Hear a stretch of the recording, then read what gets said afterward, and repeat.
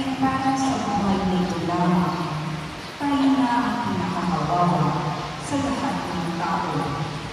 Ngunit ang totoo, si Kristo'y muling bumuhay bilang katibayan na muling bubuhay ang mga patay. Kung paano dumating ang kamatayan sa pamamagitan ng isang tao, gayon din naman, dumating din ang muling pagkabuhay sa pamamagitan ng isang tao. Sapagkat kung paano mamamatay ang lahat dahil sa kanilang kaugnayan kay Adan, gayon din naman, mabubuhay ang lahat dahil sa kanilang kaugnayan kay Kristo. Ngunit ang bawat isa ay kanya-kanyang takdang panahon. Si Kristo ang pinakauna sa lahat. Pagkatapos, ang mga kay Kristo sa panahon ng pagparito niya. Ang salita ng Diyos. Salamat sa Diyos. Sa bigyan ang buhay sa Diyos na nabubuhay. Sa bigyan ang buhay sa Diyos na nabubuhay.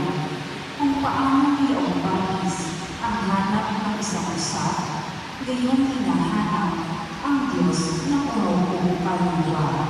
Sa bigyan ang buhay sa Diyos na nabubuhay. Nananabik ako sa Diyos, Diyos na buhay, walang iba. Kailan kaya maaaring sa harap mo ay sinamba? Sa bigyan ang buhay sa Diyos na nabubuhay. Ang totoo ang liwanag, buhat sa iyo ay makamtan, upang sa siyo ay mamalik, sa bundok mong kakampangan, sa bundok mong pinampala, at sa templo mong tirahan. Sa bigyan ang buhay sa Diyos na nabubuhay.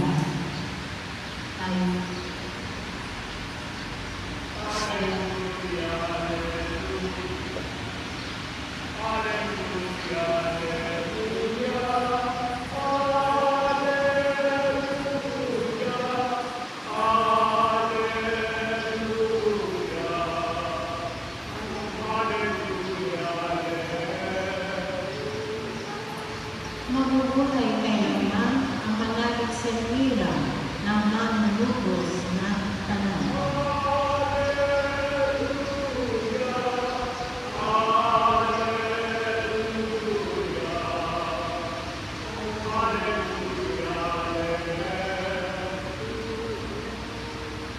Sumainyo ang Panginoon. At sumayo. Ang mabuting balita ng Panginoon ayon sa Lucas. Papuri sa iyo.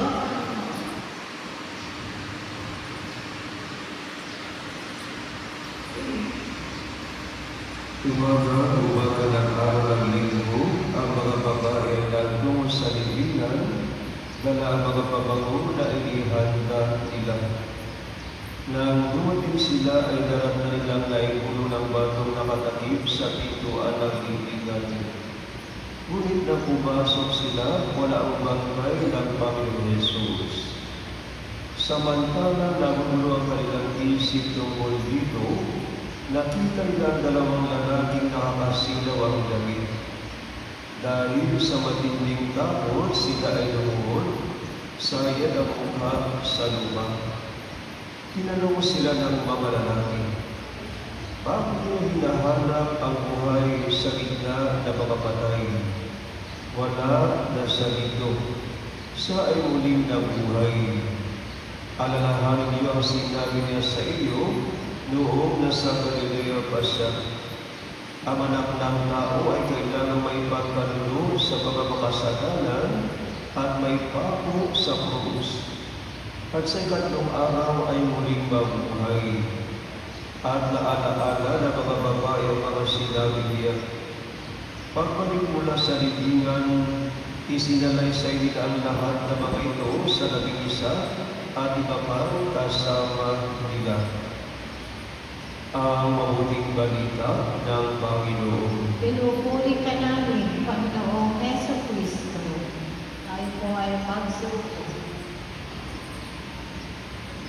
Ang buhay na ikiramay sa mga natiwala ating kapatid na sa Luzon nila na pumanaw na mula sa buhay na ito. So ito po yung pangyayari sa buhay natin mga tao na nakakalungkot. Pero ito po ay isang katotohanan no, na kailangan po natin na maunawaan at kailangan po natin na paghandaan. No? Kasi ang kamatayan ay mararanasan po natin lahat. No? So Diyos lang po yung nakakaalam na ganoon. Pero ito po yung reality na tayong lahat ay talagang mamamatay. Kaya nga, ang paalala sa atin sa halip na ito ay katakutan, ito po ay ating paghandaan. Yung paghahanda na kung saan maging karapat dapat tayo doon sa kaharian ng Ama. Kasi ang tahanan po natin, ang tunay na tahanan natin ay hindi ito sa lupa. No? Tayo po ay pagsamantala lang, tayo po ay mga manlalakbay lamang. No, ang ating pong tunay na tahanan ay walang iba kundi sa kaharian ng Diyos. Kaya nga yung sinasabi ng mga nakakatanda, di po ba na walang naging bato sa mundo. Lahat tayo po ay mamamatay. Pero no, ito po sana unang-una ay pinaghahandaan natin sa pamamagitan po ng pag-isikap na magkaroon ng matuwid na pamumuhay. Yung matuwid na pamumuhay ay sabi nga ni Kristo, siya po ang daan patungo doon sa kaharian ng Ama. Kaya sa ating pong mga tao, sa ating pong mga mananampalataya, sana po ay lagi natin ituon no? Ang ating po tingin, ang ating atensyon, ang ating pamumuhay sa ating Panginoon Jesus. Pangalawang bagay, sana po ay maalaala din natin sa mga pagkakataong ito na mahalaga po ang buhay natin. Ang buhay natin ay handog-handog ng Diyos at ito po sana ay gamitin natin para sa paggawa ng mga kabutihan o para po sa ating kapwa-tao. So ito po ay napakahalaga kasi minsan nakakalimutan natin na ang buhay natin, di ba? Ay gift ng Panginoon na sana alagaan at huwag pong sayangin sa mga hindi mabuti no? O masasamang mga bagay. Ito din ay isang paalala sa bawat isa sa ating mga kapatid na habang tayo po ay nagsasama pa no? Sa mundong ito, huwag din po natin sanang kalimutan na ipadama ang kahalagahan ng bawat isa. Kasi sabi nga po nila, no, kapag meron pong namamatay, ang labis na nakakalungkot doon ay ang panghihinayang. No? Panghihinayang na sinasabing sana, no? Sana, maraming sana. Pero yun po ay wala na. No? Kasi hindi na po natin sila nakakausap, hindi na po natin sila nakakasama. Kaya ang paalala sa atin, habang tayo po ay nabubuhay pa sa mundo ito, sana po ay mapagsikapan natin na ipadama lalong-lalo na sa ating mga mahal sa buhay na sila po ay mahalaga para sa atin. Ang pangatlong bagay mga kapatid ay ang ating pong patuloy na pananalangin. Kasi nga hindi naman agad pag namatay, no, diretso tayo sa langit, hindi po. Meron po purification, di ba? Meron po mga bagay na kung saan nadadaanan pa no, ang ating mga kaluluwa. Kaya nga, lagi natin ipagdasal, no, makakatulong sa mga kapatid natin pumanaw na ang ating po mga panalangin para po sa kanila. At natin ito ipagdasal no, ang ating mga sarili, no, ating kapwa, ang ating mga sarili. Na sana kung lagi natin isipin, isaalang-alang ang kabutihan para po pagdating ng panahon, ang mga kaluluwa rin natin ay makapasok kumbaga no, sa kaharian ng Diyos. Kaya sa araw na ito, habang tayo po ay nag-aalay ng isang pananabisa para sa ating kapatid na si Josephina, ipagdasal po natin na sa po ay magkaroon ng isang mapayapang paglalakbay patungo doon sa kaharian ng Ama, kung saan pagdating ng panahon tayo din po sana doon ay magkakasama-sama. Magsitayo po tayo.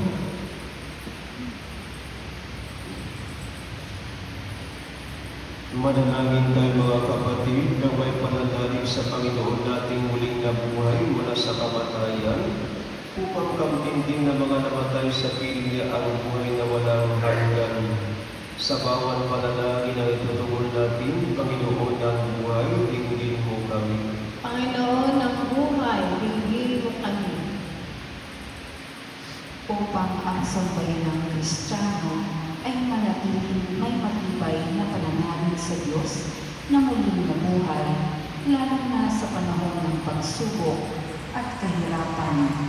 Manalangin tayo sa Panginoon Panginoon ng buhay, dinggin mo kami.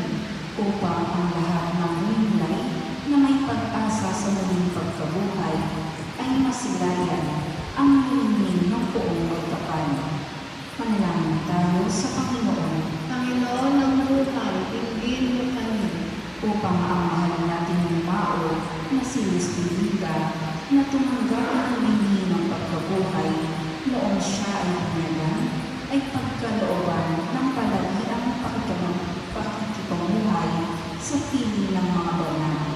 Manalangin tayo sa Panginoon Panginoon ng buhay, dinggin mo kami. upang ang lahat ng mga nagkakatipon dito balang araw ay makasama ng Diyos sa kanyang kaluwalhatian. Manalangin tayo. Panginoon ng buhay, dinggin mo kami.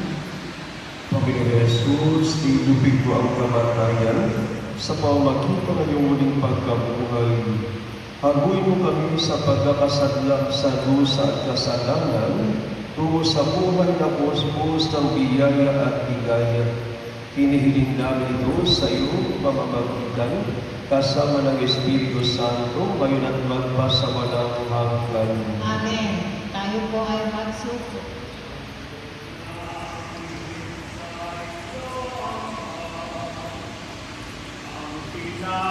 Pinapayatalang na ito, handog ng bayang umasa, sumasamba't nagmamahal sa'yo. Naway dalhin ng iyong anghel ang aming panalangin sa iyong dambana. Katulad ng haluyat ng insenso, umakyat sa kalangit. Handog namin sa iyong lahat ang Tayo po ay magsilayo. Manalangin kayo mga kapatid upang ang paghahain natin ay malungkan ng Diyos sa mga pangyayari. At ang ginawa ng Panginoon, itong paghahain sa iyong mga kamay, sa kapurihan niya at karangalan, sa ating kapakilabangan, at sa buong sambayan ng iyong banal. Ama naming lumikha, ang aming mga alay ay iyong kalugdan upang sulusuin na ipaiakyat sa kaluwalhatian. Sa piling ngayon lang na kaugnay namin ngayon, dahil sa kanyang pakikisamang matapat, sa paghahain ngayon ay pinagdiriwang. Sa pamamagitan niya kasama ng Espiritu Santo, magpasawalang hanggan. Amen. Sumaiyo ang Panginoon. At sumayo rin. Itaas sa Diyos ang iyong puso at iyong Itinaas na namin sa Panginoon. pasalamatan natin ng Panginoong ating Diyos. Marapat na siya ay pasalamatan. Ama naming makapangyarihan, talagang marapat na ikaw ay aming pasalamatan. Kami pinagdiriwang ang paghahain ng Mesiyas, ang maamong lupa na tumubos sa aming lahat. Sa paghahain ng sariling buhay at sa pagkabuhay ng anak mong mahal, nabuksan ganap ang iyong tahanan at kami pinaghaharian mo ay naging kasambahay. Sa pagkamatay niya sa krus na lubig ang kamatayan, sa kanyang pagkabuhay naging buhay sa lantanan. Kaya kaisa ng mga anghel na nagsisiawit ng papuri sa iyo nang walang humpay sa kalangitan, kami ay nagmumuli sa iyong kadakilaan.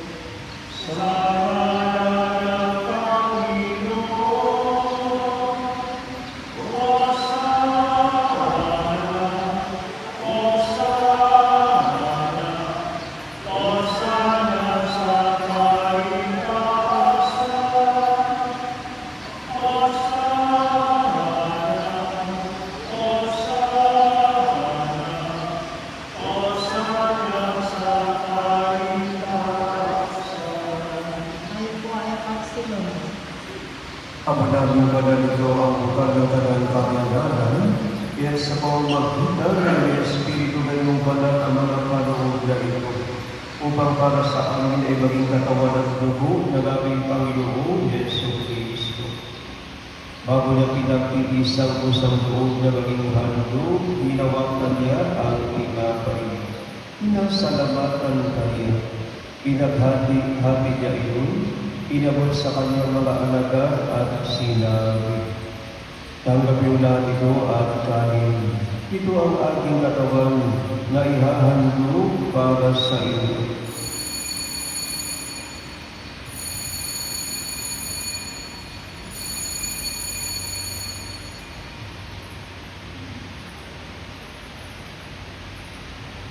Nang di naman nung matapos ang hapunan, hinawakan niya ang kanis. Uli kanya pinasalamatan. Inabot niya ang kanis sa kanyang mga alagad at sinabi, "Tanggapin lahat ito at inumin. Ito ang kanis ng aking dugo, ng bawat walang hanggang tipan. Ang aking dugo na bubuhos para sa inyo at para sa lahat, sa kapagpapatawad ng mga kasalanan. Gawin ito sa pag-alala sa akin."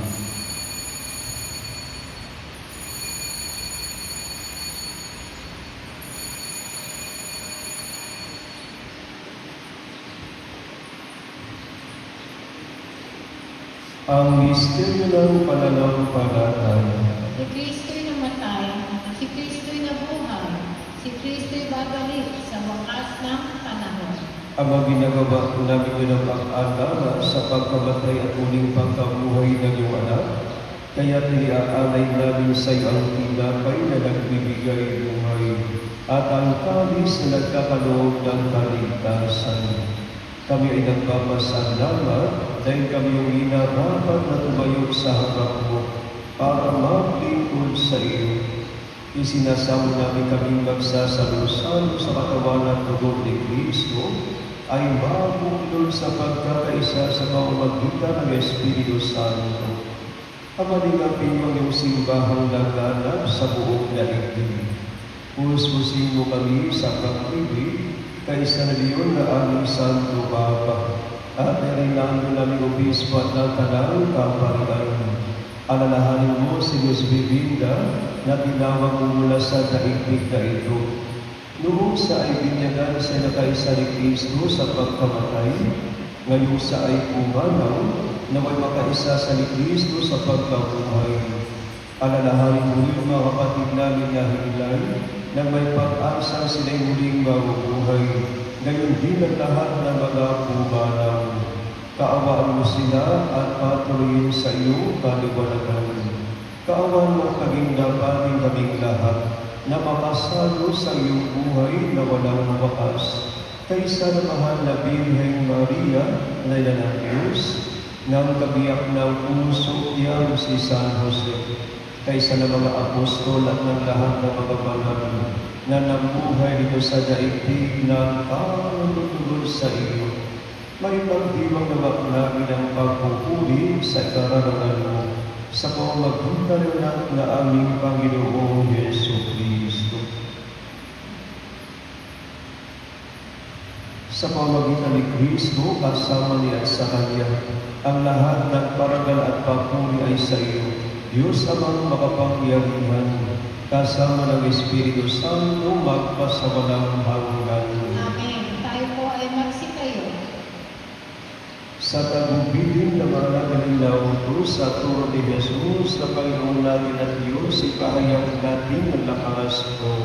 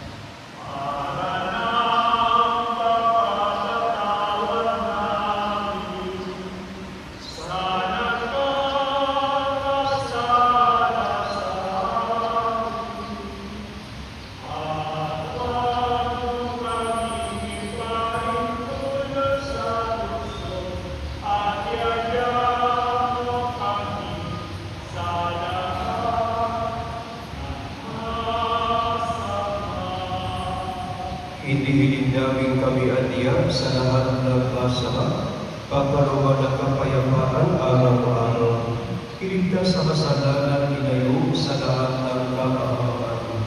Samantalang aming pinanagdagdag na bilang araw ng pagpapahayag ng nakapagligtas namin sa Yesu Kristo. Sapagkat sa iyo ang kaharian at ang kapangyarihan at ang kapulihan magpakailanman. Amen. Panginoon Yesu Kristo, sinabi mo sa iyong mga apostol, kapayapaan ang iniiwan ko sa inyo, ang aking kapayapaan ang binibigay ko sa inyo. Tumayo ko ang aming pananampalataya at huwag ang aming mga pagkakasala.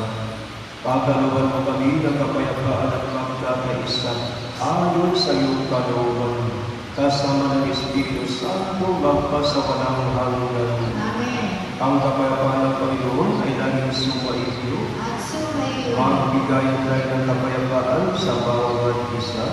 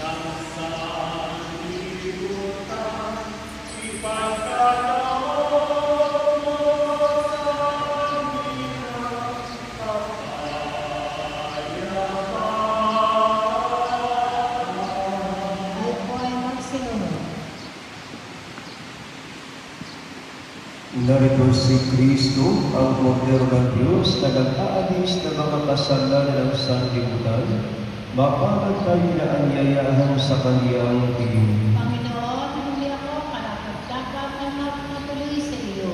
Ngunit sa isang salita mo lamang ay gagaling na ako.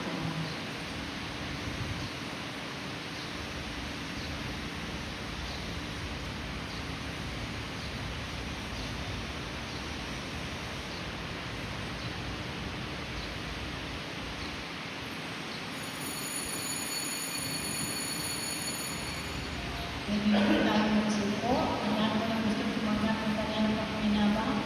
Ang yakin ko lamang kung nila sa gitna ng dalawang mga.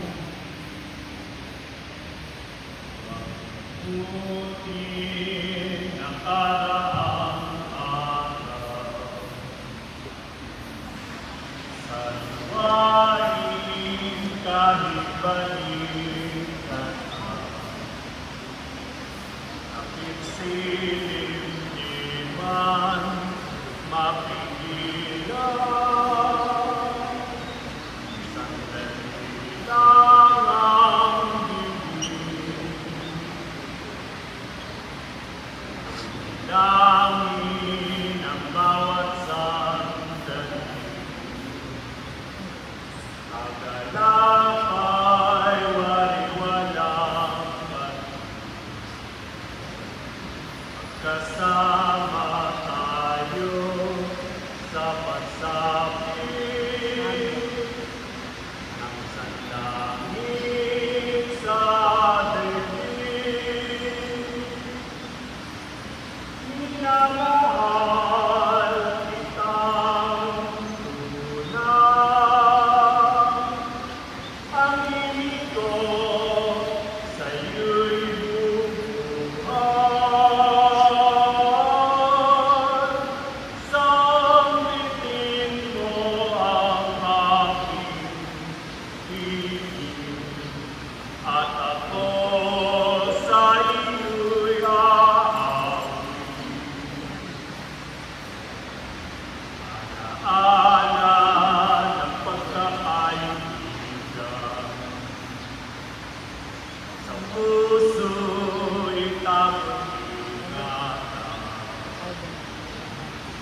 pagsilay ng bukas ina. Alaala puso'y isa, minamahal kitang una. Ang ibig ko sa'yo'y buhay. Samipin mo ang aking ibig, at ako sa iyo'y aawit. Alaala ng pagkakaibigan, sa puso'y tagumpay na, sa pagsilay ng bukas ina. Alaala puso'y isa, minamahal kitang una. Ang himig ko sa'yo'y buhay.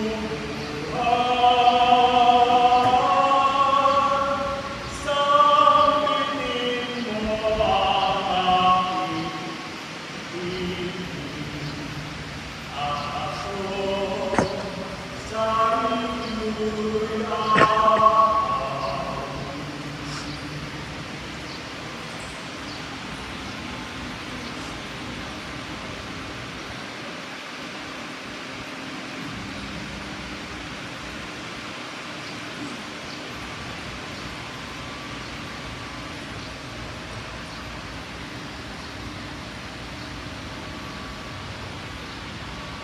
Manalangin tayo.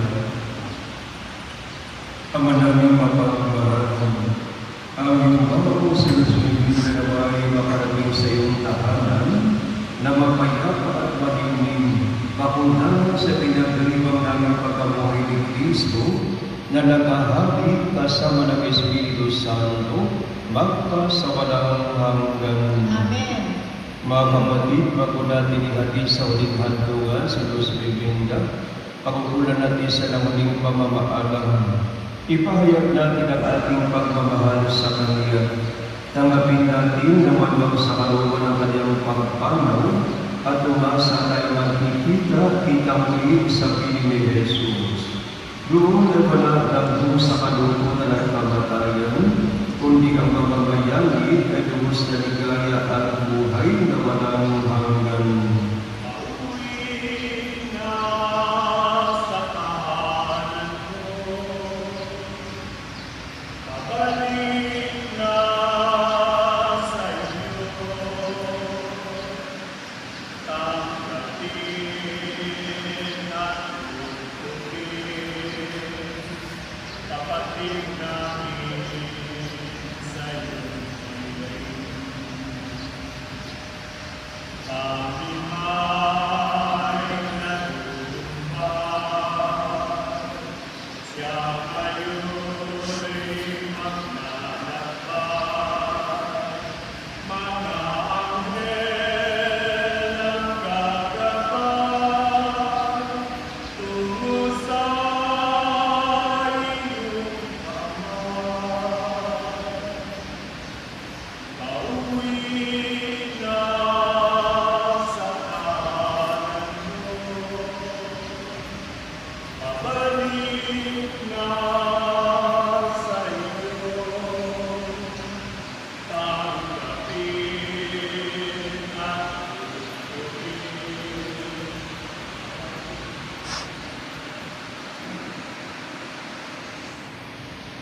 Mga anghel, mga banal na sa kalangitan, halikayo at samahan. Ang giliw namin pumanaw sa piling ng mahal. Si Kristo ang mag-aakay sa kandungan ni Abraham upang doon ay humilay. Ang giliw namin pumanaw sa piling ng mahal.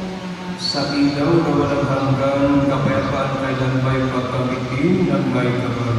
Ang giliw namin pumanaw sa piling ng mahal. Ama naming mapagmahal, inihahabili namin sa iyo si Luz Bibinggan at pumanaw sa buhay na ito. Huwag mo siyang pababayaan at kabaligin mo siyang buhay sa iyong piling. Alang-alang sa iyong awa at pag-ibig, patawarin mo na sana ang kanyang mga pagkukulang at nagawang pagkakasala dala ng kanyang kahinaan. Manatili naman siyang maligaya sa iyong piling. Kasama ng Anak at ng Espiritu Santo, magpasawalang hanggan. Amen. Para sa kapatid na pumanaw, mapasapiling ka naman ang may kapal, ang pagpapala ng Diyos ay paunin mo. Sa ngalan ng Ama, ng Anak at ng Espiritu Santo, Amen. sa paraiso makikita muli tayo samahan ka ng mga santo. Kahit na may nauna, tayo rin ay magsasama upang lagi tayong lumigaya sa piling ng Diyos Ama. Amen. Pumayo kayo sa kapayapaan ni Jesus na sa ating muling pagkabuhay. Salamat sa Diyos.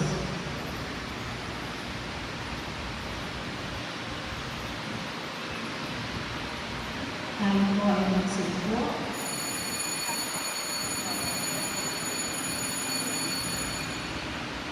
Isa po kapamilya o kamag-anak na gusto magpasalamat sa mga nakilaman. Tayo po ay lalakad sa pag-aaral.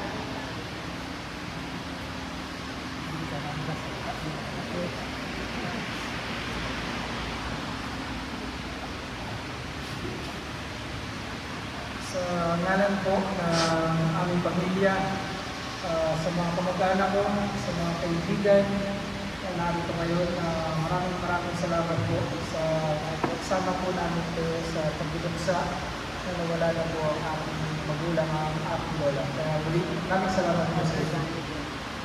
Maraming salamat din po kay Father Danny sa pagdudus po sa ating nanay.